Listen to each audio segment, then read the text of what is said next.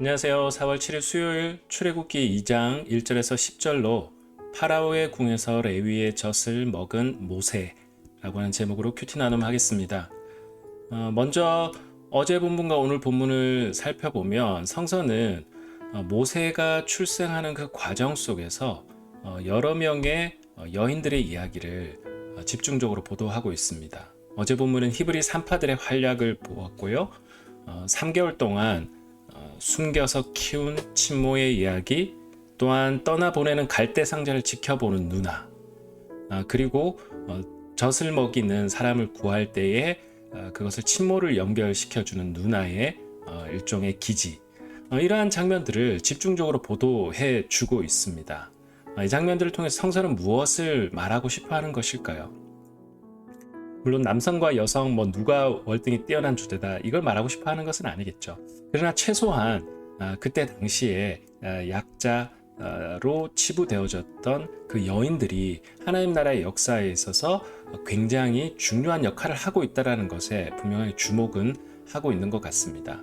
여러분, 오늘날도 마찬가지입니다. 사람들이 그 당시의 사람들이 생각할 때 집중하지 않았던 곳에도, 사람들이 주목하지 않은 그곳에서 하나님 나라의 역사는 일어나고 있다는 것이죠. 예수님의 사역도 보잘것없었던 갈릴리 땅에서 시작되었다라고 하는 것을 볼 때에도 하나님 나라의 역사는 굉장히 우리가 생각하는 세상의 방식으로 또 우리가 원하는 그 공간에서 꼭 일어나는 것만은 아니라는 것, 그러니까 그것을 좀 한번 생각하면서 이 본문을 좀 바라보면 좋겠다라는 생각이 듭니다. 그런데 굉장히 중요한 한 장면이 있는데요.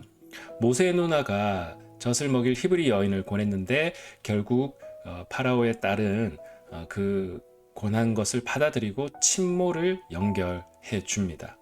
굉장히 아이러니하지 않습니까? 파라오의 딸에게 입양이 되는데 젖은 모세의 친모의 젖을 먹었다. 이 장면도 성서가 보도하고 있다는 것은 주는 메시지가 있습니다.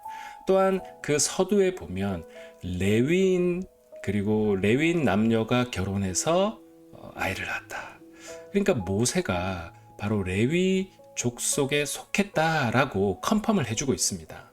여러분, 레위인은 아시다시피 이스라엘 백성들의 아주 중요한 일들을 감당했던, 특히 성전에서 성막에서 하나님의 일들을 감당했던 그러한 사람들이었습니다.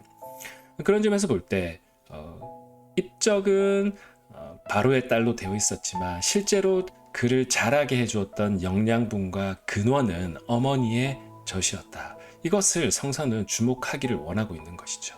어쩌면 우리가 살아가는 세상의 모습이지 않나라는 생각이 듭니다. 우리는 어쨌든 이 세상의 틀 속에서 살아가야 되지만 그 가운데서 우리는 무엇을 먹고 자랄 것이냐 라는 이 질문을 성서는 우리에게 던지고 있는 것 같습니다. 그리고 모세의 이야기에서 사실 성서는 이스라엘의 이야기를 연결하고 있고, 나아가서는 더 큰 하나님의 역사의 이야기가 연결되어져 있습니다. 내가 물에서 건졌다. 이게 모세의 이름이다 라고 오늘 본문이 이야기하는데, 창세기에도 보면 하나님이 창조하실 때 물에서 땅을 건져내는 그러한 묘사로 표현되어져 있습니다. 그리고 고린도전서 10장 2절에는 구름과 바다에서 세례를 받았다. 홍해를 통과한 그 이야기를 하고 있는 것이죠. 그러니까 이스라엘 백성들이 모세와 함께 속해서 그 바다를 통과하고 다시 땅으로 나오는 이 사건을 세례다 표현하고, 세례가 즉 하나님의 구원을 상징하는 표현이죠.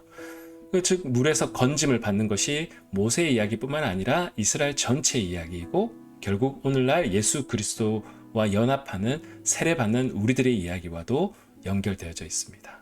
그 최종 상위에는 결국 하나님이 어떻게 일하시고 계시는가에 대한 이야기가 여기에 연결되어져 있고, 이스라엘 백성들도 결국 물을 통과하고 약속의 땅을 선물로 받게 됩니다.